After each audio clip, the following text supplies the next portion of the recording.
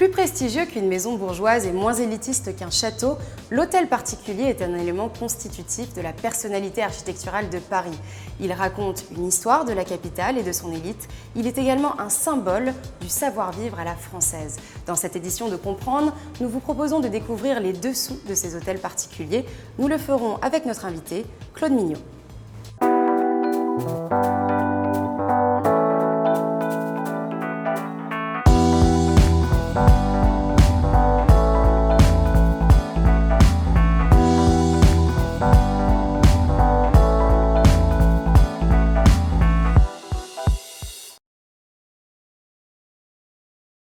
Claude Mignot, bonjour, merci d'avoir accepté notre invitation. Vous êtes professeur d'histoire de l'art et d'architecture moderne à la Sorbonne. Alors expliquez-nous d'où vient l'expression hôtel particulier. L'expression en fait est relativement récente. Il s'agit de bien distinguer les hôtels de voyageurs et les hôtels dans lesquels vit une famille, donc les hôtels de particuliers. Mais pendant longtemps, l'expression avait un sens beaucoup plus restreint. C'était la demeure d'un grand personnage, ou c'était la demeure d'un abbé. On parle de l'hôtel des abbés de Cluny, par exemple. Ce n'est qu'au milieu du XVIIe siècle que l'expression désigne toutes les belles demeures qui se distinguent des demeures bourgeoises et qui ne sont pas cependant des palais, c'est-à-dire des lieux occupés par le roi, un prince, comme le palais du Luxembourg ou le palais des Tuileries. Qui construit ces hôtels particuliers ? En fait, ce sont toutes les personnes ayant des revenus relativement considérables, les nobles d'épée, l'ancienne aristocratie, mais plus encore les parlementaires, les financiers qui s'enrichissent, qui achètent une terre à la campagne pour devenir nobles et qui se bâtissent en ville une très belle demeure qui présente des caractères spécifiques. Et quels sont ces caractères spécifiques alors ? Alors ces caractères spécifiques, c'est tout d'abord une grande porte cochère ouvrant sur la rue, une grande cour au fond duquel en général se trouve le corps principal. Et cette cour est accompagnée généralement d'un côté des services de bouche, la cuisine, la salle du commun pour une domesticité relativement importante, de l'autre des écuries et très vite, au début du XVIIe siècle, des carrosses, c'est-à-dire le moyen de transport confortable de toute personne de qualité. Et dans le corps de logis, naturellement, les hôtels ont des grands escaliers, des grandes chambres, un décor spécifique qui en font une demeure de qualité, de prix, même s'il y a sous le nom d'hôtel particulier des choses relativement différentes, des petits hôtels relativement modestes et des hôtels qui ressemblent presque à des palais. On a l'impression qu'il y a deux types finalement d'hôtels particuliers. L'un qui est entre cour et jardin. Vous avez commencé à nous en parler. Par exemple, la spécificité d'un hôtel particulier, c'est cette fameuse cour pour peut-être s'éloigner de la rue. Il y en a un autre. Alors expliquez-nous la différence entre ces deux concepts. Ce sont les hôtels particuliers sur le devant.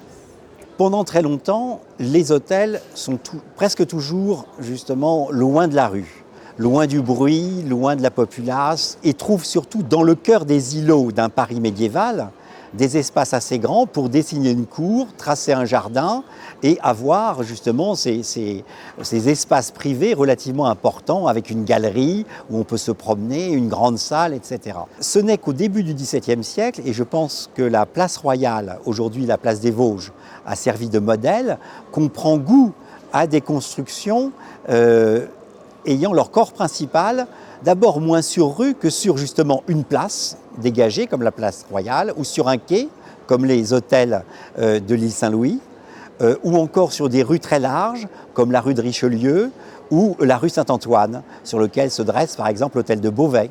Donc l'hôtel particulier en tant que tel ressemble un peu à un château. Oui. Mais sa spécificité, c'est qu'il est dans la ville et donc il doit s'adapter aux contraintes de la ville, donc aux contraintes de prix, oui, aux contraintes d'espace. Ce sont des familles qui habitent dans ces hôtels particuliers. C'est un lieu de représentation sociale également. Expliquez-nous pourquoi. Comme toute demeure, c'est comme un habit. L'habit représente la personne qui le porte et la demeure représente la personne qui l'habite. Certains veulent avoir une demeure particulièrement spectaculaire et l'affichent sur la rue, comme par exemple un hôtel qui se trouve rue Garancière, qui a sur la rue toute une suite de pilastres d'ordre colossal très spectaculaire. D'autres, au contraire, la cachent ou même ne veulent pas la faire apparaître, comme par exemple un hôtel qui est rue Saint-Guillaume, l'hôtel de l'Aigle, pour lequel l'architecte avait fait une magnifique façade avec justement des pilastres, un avant-corps, et qui a souhaité faire disparaître tout ça pour avoir une demeure plus simple. Donc on peut vouloir une demeure toute simple ou au contraire une demeure pleine d'ornements, d'enrichissement, mais il y a un moment où ça devient un peu dangereux d'avoir tous ces beaux enrichissements. C'est à la fin du XVIIe siècle, Louis XIV interdit les ornements et donc les hôtels à cette époque adoptent un style sévère.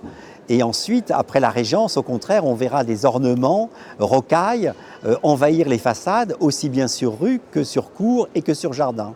C'est intéressant parce que pour la plupart d'entre nous, on a l'impression que les hôtels particuliers, il y a une certaine surenchère au niveau des architectes pour faire des choses de plus en plus grandes, de plus en plus somptueuses. Donc il n'y a pas forcément cette course au somptueux. Il y a sans doute la course à l'originalité à certains moments.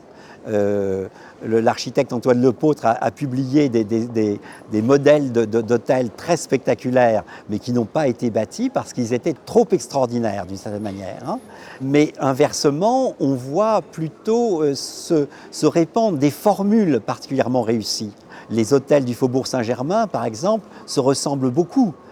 Ils adoptent tous la même distribution dans ces grandes lignes. Chacun a sa distribution particulière, mais les grandes lignes sont les mêmes. Et qui sont ces architectes qui construisent ces hôtels particuliers? Ce sont les architectes qui se disent architectes du roi, même s'ils ne bâtissent pas tous pour le roi. Ce sont forcément des architectes qui ont des compétences. Hein. Ce n'est pas un métier, ce n'est pas une profession, c'est une compétence, être architecte. Donc ceux qui ont la compétence de dessiner des distributions sophistiquées, bien agencées, et de dessiner des ornements bien profilés. Et que nous apprennent les hôtels particuliers sur l'histoire de Paris?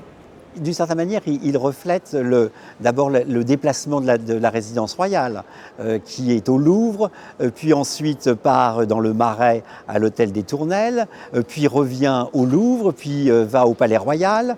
Et donc, les hôtels particuliers vont se regrouper à chaque fois près du roi. Certains y restent, même si le roi est parti.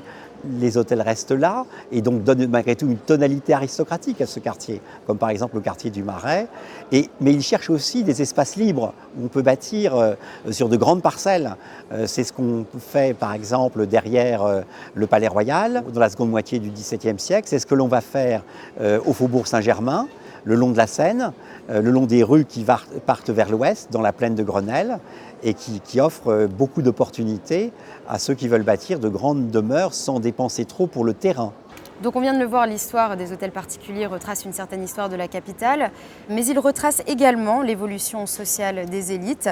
On va voir que son espace intérieur va se fragmenter au fur et à mesure pour répondre aux besoins quotidiens des élites.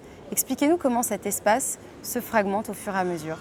Au départ, les hôtels particuliers, comme d'ailleurs les châteaux, ont des distributions très simples. Une tour d'escalier, comme à l'hôtel de Cluny par exemple, par lequel on entre pour accéder à la salle basse et, après remonter les marches, à la salle haute.